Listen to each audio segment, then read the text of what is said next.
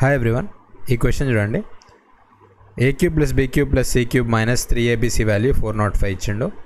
మనకి A plus B plus C value 15 ఇచ్చిండు.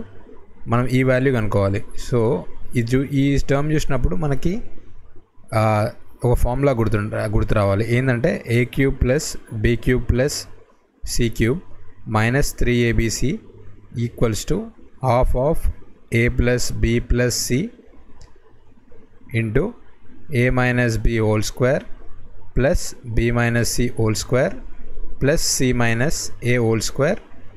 దీనికి టోటల్గా ఆఫ్. ఇది ఒక ఫార్ములా అనమాట.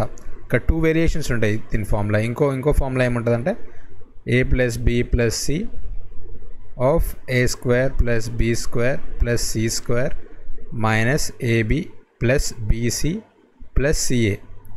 సో ఈ రెండు సేమ్ అనమాట. ఇక్కడ మనము ఇది ఎక్స్పాండ్ చేస్తే మనకి ఇది ఈక్వల్ అవుతుంది అనమాట. సో ఈ రెండు ఫార్ములాస్ మనకు రెండు విధాలుగా వాడుకోవచ్చు. ఈ రెండు గుర్తుంటే ఎగ్జామ్లో మనం ఫాస్ట్గా సాల్వ్ చేయొచ్చు. సో ఇప్పుడు సబ్స్టిట్యూట్ చేసుకోండి. మనకి ఈ వాల్యూ కావాలి. ఈ వాల్యూని ఎక్స్ అనుకుందాం. సో మనకి A cube plus B cube plus C cube minus 3abc 405 ఇచ్చిండు.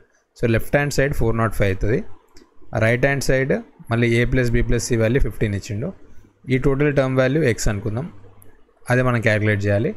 సో ఇదంతా అవుతుంది 15 2s 30, 15 7s 105. So X value మనకి 54 అని వస్తుంది. సో మన ఆన్సర్ ఏంటిది? Option B. So thank you.